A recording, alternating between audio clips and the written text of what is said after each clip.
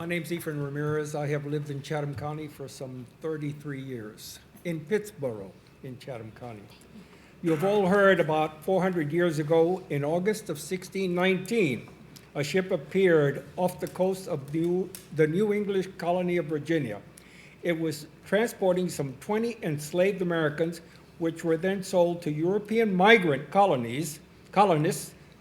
Our American history did not begin when the Pilgrims first stepped off of their ship on Plymouth Rock. It began with this load of enslaved Africans, when this load of enslaved Africans was set ashore to be sold in Virginia. It was the beginning of the plantation economy, which enriched these colonists off the back of African slaves.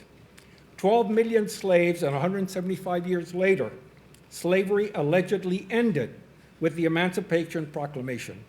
It took well over 100 more years before the descendants of all those slaves were really set free. Here we are in Chatham County 400 years later, still struggling over those first African slaves, still struggling as a United States to liberate our country from the sins of slavery. The argument posed that this Confederate statue is historical, that it commemorates the culture of the South, I feel is bogus. The statue only reminds us that the South seceded from the United States, prompting a war to retain the rights of plantation slavery at the cost of some 600,000 casualties. The Confederacy lost the war between the states, just as the Germans, Italians, Japanese lost World War II. The Germans, Japanese, and Italians moved on. They did not build memorials to the horrors of fascism. Memorials to their fallen dead are placed in many cemeteries, not in front of every county courthouse. There is, anyway, I propose that the statue be removed to an appropriate place, a place that represents those who fell down on behalf of the South. The time has come to remove this sentinel of slavery. Retire the statue to a cemetery where it belongs, commemorating those who lost their lives defending the Southern cause. Why not replace this statue with a memorial to George Moses Horton, the poet laureate of Chatham County, a self-educated slave who wrote 3 volumes of poetry. He was a slave and he was not allowed to learn to read or write. So he taught himself how to learn to read and write. While still educated, a slave to the Horton Plantation, which is right near Carolina Meadows. Poetry that praises the beauty of our country and lamented the life that was stolen from him by lack of freedom. Thank you. He was emancipated. Thank you. Thanks.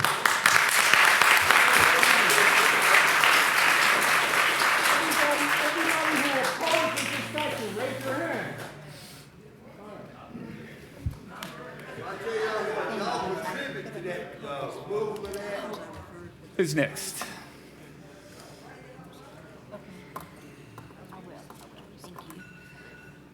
Joyce Cotton.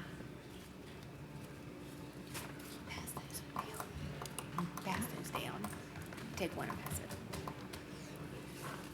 it. Good evening. My name is Joyce Cotton, and I am a lifelong resident, born and bred, right here in Chatham County. I want to call your attention to something that you passed tonight, referring to Consent Agenda 193205. It reads, vote on a request to approve the to approve the county contributing $1,000 and 8 ounces of Chatham County soil to the North Carolina National Guard Museum Foundation for the purpose of the placement of a monument to our forgotten soldiers of World War I on state capitol grounds, and placement of a new monument in France, and funds will come from contingency. I think you're operating under double standards here. We are talking about a statue right here in Chatham County to our ancestors, and you have voted to give my tax money. I don't have a problem with it, but you voted to give my tax money to send out of county for a monument. And while I'm here, Mr. Crawford, you represent the citizens of this county, and I resent you publicly stating that that is a damn statue. Thank you. Thank you.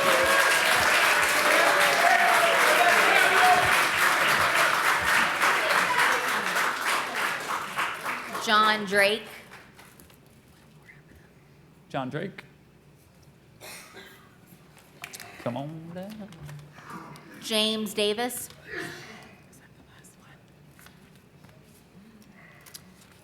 That is all that signed up to speak. Ended with it.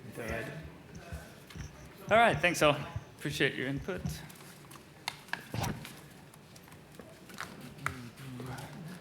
So I was asked at our meeting last month to.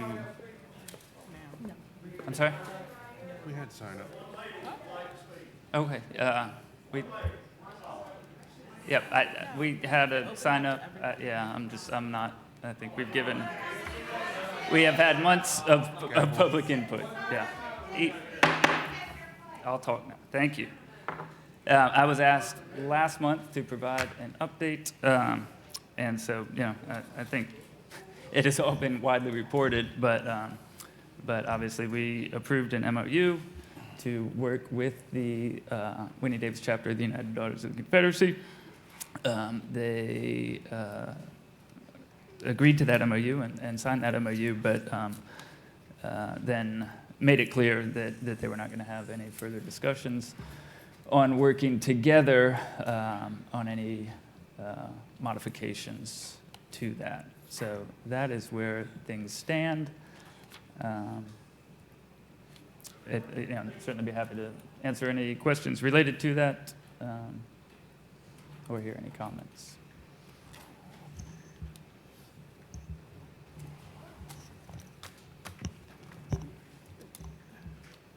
Thoughts?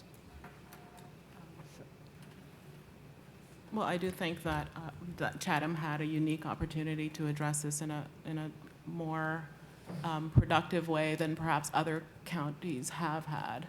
And certainly this board has done all that we can to extend ourselves in having that conversation with the United Daughters of Confederacy. I'm disappointed that they would have come to the conclusion that it was not worth having that conversation and moving forward after signing the MOU. That's very disappointing, but I think we've done what we can in that regard.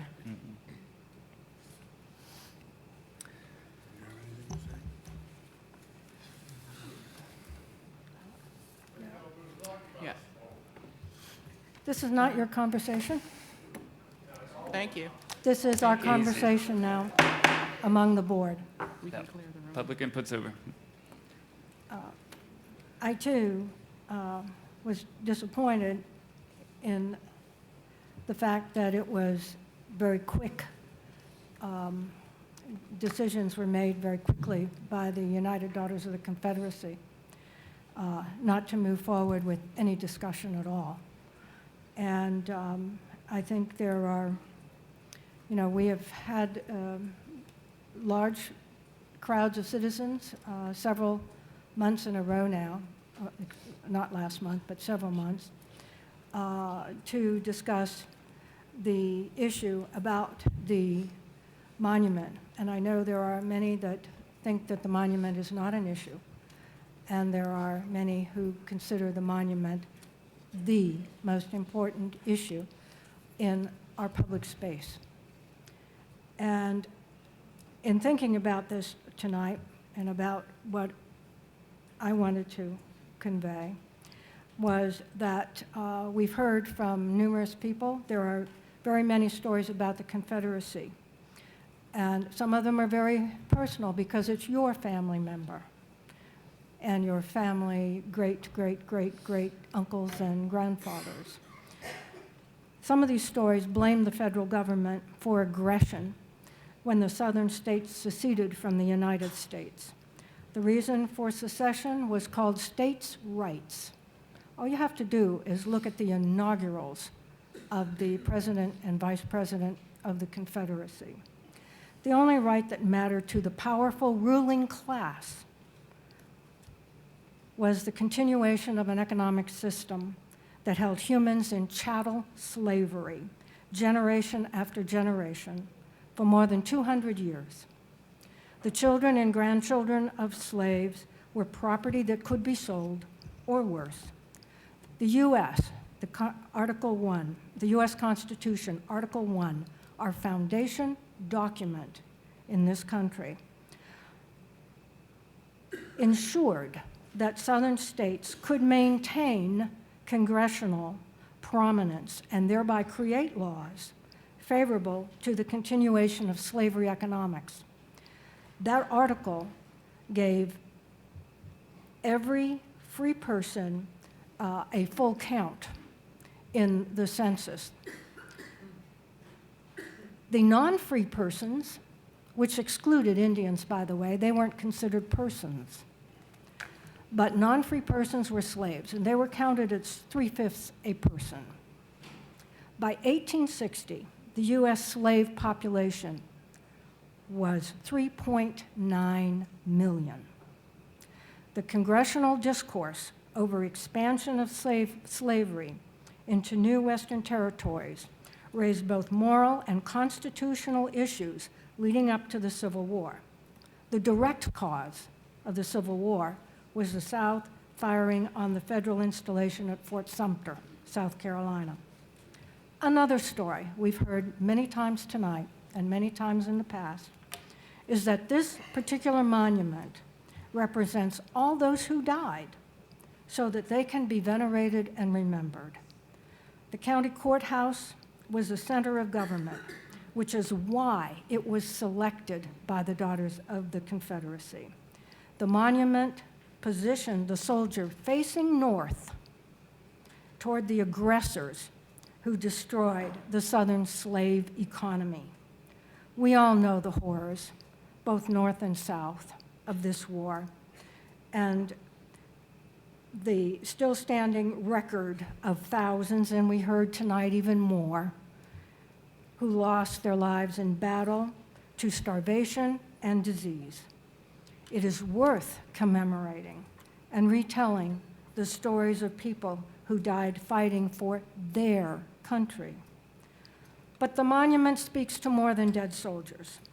It reflects the reality of early 1900 America, where millions of freed slaves were trying to sort out how and where to live and feed their families and get an education, which was denied them under slavery. In the southern states, reaction to the loss of property and weakening of white entitlement resulted in new laws and practices of Jim Crow. The enemy was easy to identify and could be manipulated by fear. That is what the monument also represented then. And now, 150 years later, it is not exclusively homage to the soldiers who died, but a constant reminder of the brutality, second-class status, and political power the white population has and can exercise over our citizen neighbors with dark skin. The soldiers should be remembered and their stories recounted, but the monument should be relocated to an appropriate commemorative site. The historic Chatham Courthouse is our front doorstep in this county, and everyone deserves respect.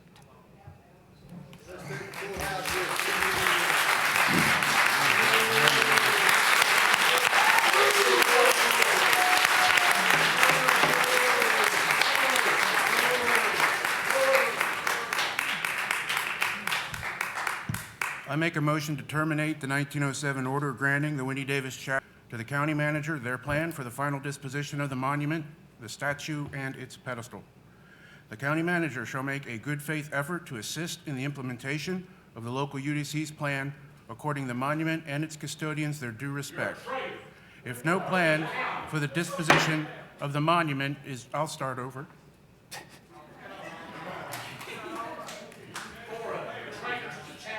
If no plan for the disposition of the monument is received by the manager's office by October 1st, 2019, then the statue and its pedestal shall be declared a public trespass on November 1st, 2019.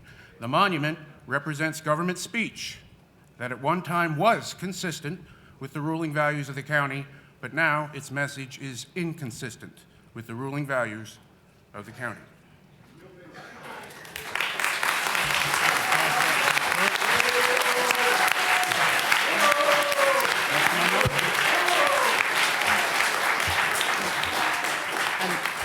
And I am going to second that motion.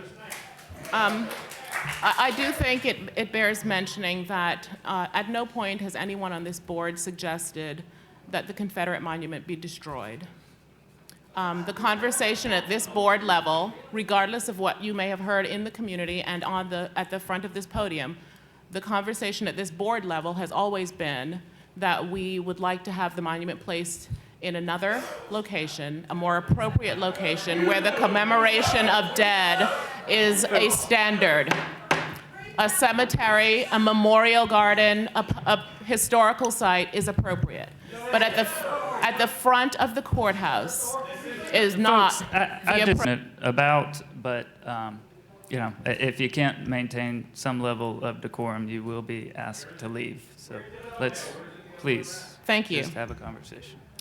And I do want to add that war is a horrible thing. I think that we all agree that, and no one on this board has disputed that were young men and boys that went to war with no real appreciation of the justification and reasons behind war. That is always the case. The war is never that of the boys and men that die. I think that the conversation at this board level and in this community clearly needs to continue. What's clear is that regardless of what side of this issue you are on, the statue outside the courthouse does not reflect the views of this governing board.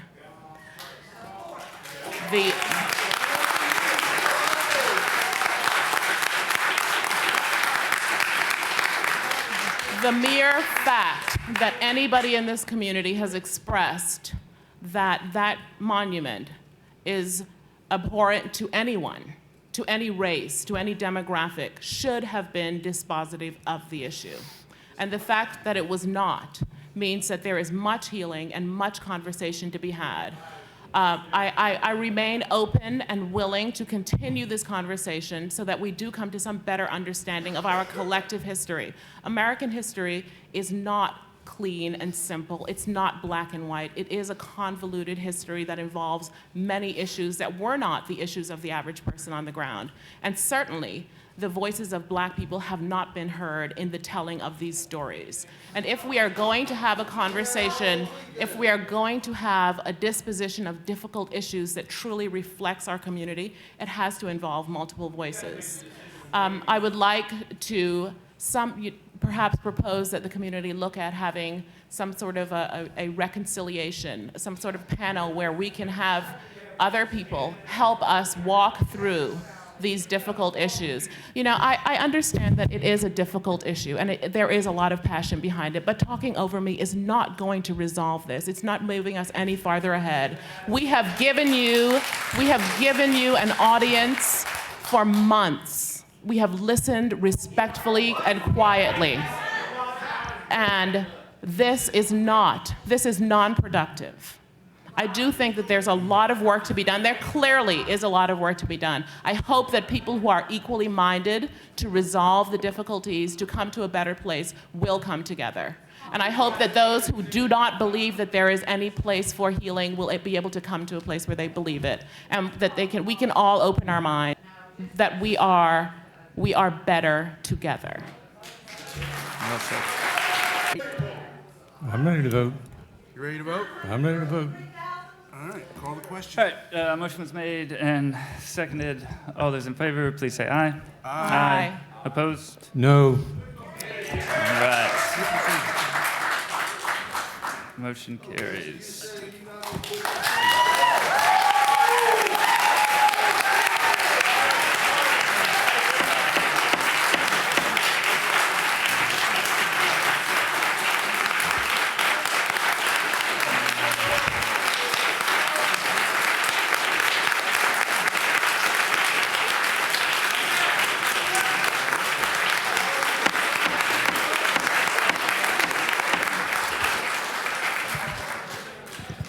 All right, thank you all. Mr. Lamontagne. Four traitors against Chatham County. 1, 2, 3, 4, 5. You did. You had 3,000 people saying make a mistake. You had 900 that said you didn't. Commissioners, I have one Reports. update tonight. Yes, I sir. know it's been a long night, so I have one thing to. Majority in this guy. 3,000 against 900. You got it in your books right there. Could you hand that to Emily? Commissioners, I have this, hand that to Emily to pass. I have one handout for the board. This is, the item I have is about Economic Development Corporation. Could you hand that, Emily, could you hand that to the commissioners? If y'all could just space that out. There's one for you, Lindsay, as well. So, Alyssa Bird, Director of EDC, was not able to attend. Dan, we'll take a minute. Thank you. I'll give just a moment for the crowd to die down a little bit so we can be heard, but I have one Yes, sir. update for tonight.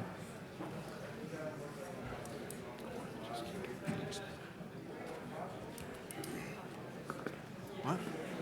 For what? For keeping my mouth shut, honestly. Jim said he was under strict orders. Yeah, Diana, you did such a good job. I'm really glad you said what you said, because I was like, I had to do that, and I couldn't say anything else.